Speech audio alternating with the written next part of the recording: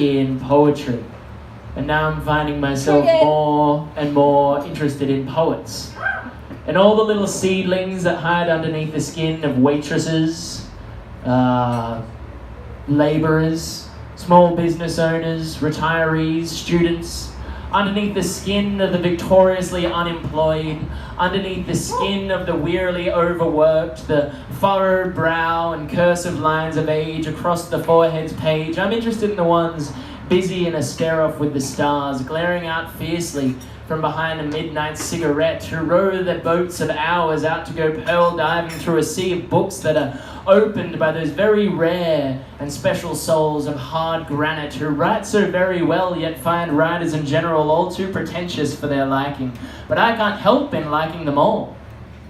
All these seeds that sow the Gold Coast garden, each one like a small nation of their own, each one the lieutenant stretching the borders of their own little barracks, each the first on the front line of their own revolution, each the lyre-plucking Orpheus of their own strange forest mythology, and after having lived a weird and wild life, each one finding that strange fire of poetry smouldering in the corners of their soul, a queer guest and a gift they didn't know they had, perhaps the glowing algae of an asteroid that fell from the sky of sleep and rolled into the corner of their cave, where they crouch and cup their hands around its flame until their entire world is ablaze with its colourful play. And I must say, I love them all.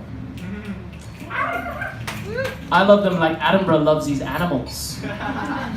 I love the silent bedroom sage whose hands shake to read the page. I love the boisterous slammers who have scanned YouTube's scenes for all the relevant themes. I love the metaphysical meanderers who tiptoe along the tangents that carve through their convoluted cosmos. I love the romantics, bouncing forever on the heart's trampoline, up and down, on and off, with broken bones and fist-sized bruises that bleed into their blues and ooze out in their ink. I even love the nostalgic ones who just can't beat the beat Gen Zen, whose journals are long and open roads of endless prose, where they go riding in jalopies with Cassidy and drinking in diners, sculling coffee with Kerouac, corroding their moral codes with Burroughs until they find themselves enlightened at last, beating off Allen Ginsberg hard and fast in a bathroom stall while he yells, "Yes, yes, I love it all!"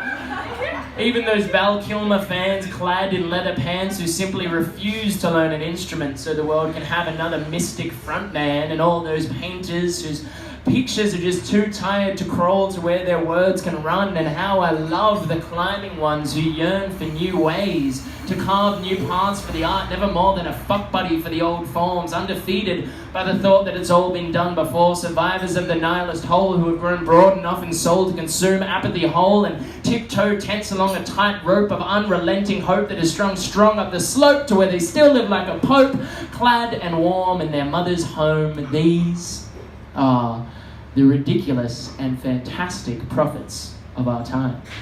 The presidents, priests, and prime ministers of my kind, they are the gold I seek to find along this sunny coastline. I am safe in the suburbs of their stanzas. I am home, lazing under the canopies of their poems. I sleep beneath their falling leaves and sink into this Gold Coast garden like a soft and loving seed. Thank you very much.